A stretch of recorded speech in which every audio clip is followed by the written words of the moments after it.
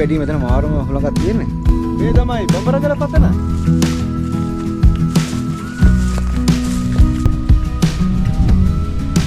මෙතන කැම්පින් කරන්න පුළුවන්. අද ටෙන්ට් එක ගහගන්න පුළුවන්. හෙලෝ ට්‍රැවලර්ස්. මම අද ආවේ බඹරගල පතනට.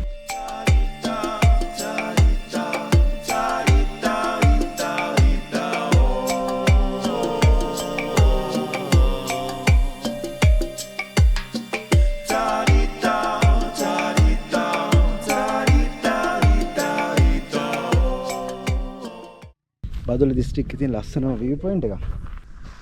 වටේම මීදුම දාලා වහගෙන තියෙන්නේ.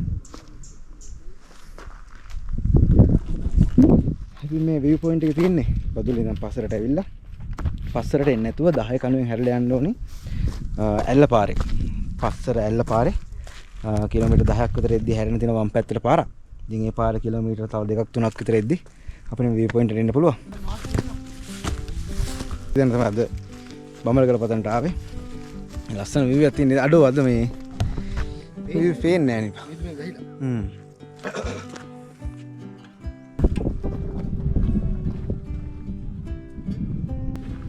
ආර මේදුම තියෙන්නේ.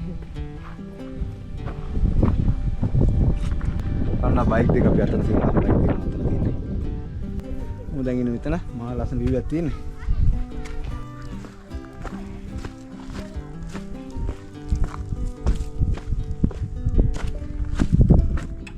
හුලඟ විදින්න පුළුවන් මෙතන. හුලඟ හයියෙන් මෙනවා මේ හරියට. දැන් අද මීදුම හින්දා ටිකක් හුලඟ අඩුයි.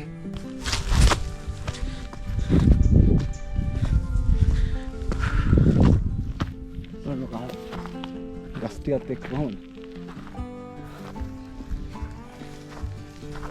බඹරගල පතනට නම හැදලා තියෙන්නේ බඹරු ගොඩක් ඉන්න හින්දා තමයි මෙතන බඹරගල.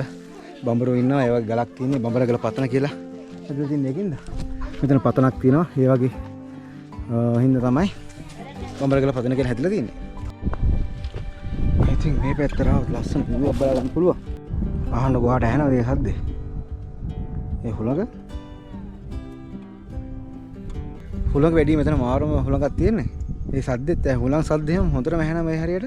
ඒ වෙන සද්ද බද්ද මොකුත් නැහැනේ. අන්න මේ හැරි තමයි අපි මේ ටෙන්ට් එක ගහුවේ.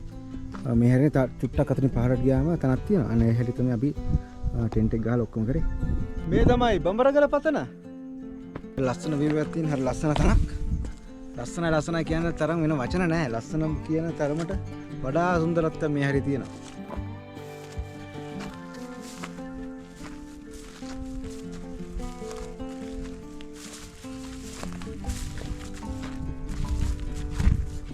ඔන්න view එක පේන්න ගත්තා දැන්. මේ කට්ටිය මෙතන කැම්පින් වලට ඇවිල්ලා තියෙනවා. view එක. ඉතින් මේ හරිය ඔයාලට කැම්පින් කරන්න පුළුවන් හැකියාවක් තියෙනවා. ඒ කියන්නේ මෙතන කැම්පින් කරන්න පුළුවන්. අතන ටෙන්ට් එකක් ගහගන්න පුළුවන්. මෙතන ටෙන්ට් එකක් ගහගන්න පුළුවන්. ඒ ආර පැත්තේ ටෙන්ට් ගහ ගන්න හැකියාවක් තියෙනවා. පහළ තැන තලාව තියෙන්නේ.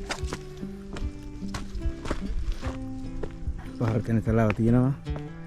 ලස්සන පරිසරයක් තමයි මේ හරිය තියෙන්නේ.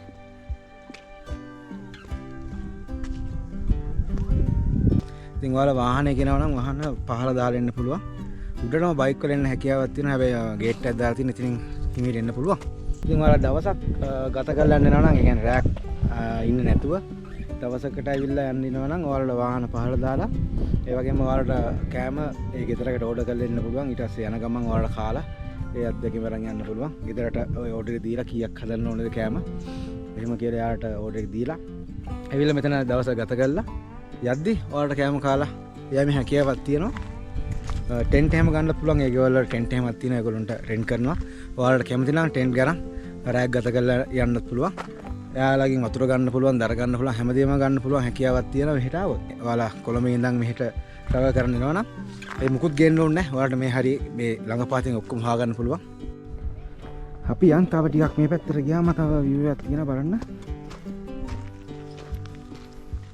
ඔයාලා මෙන්න මේ හරිය කැම්ප් කරන්නත් පුළුවන්. આવොත් එහෙම.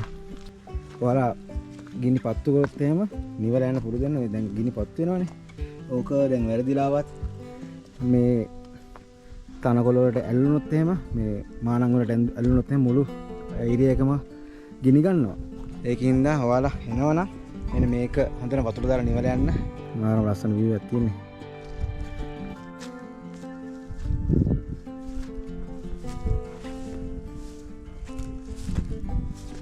දැන් බලන්නකො view එක. දැන් තමයි සම්පූර්ණ view එක පේන්නේ. එහෙනම් තවත් අලුත් බ්ලොග් එකකින් හම්බෙමු. පරිස්සමින් ඉන්න. ජය වේවා.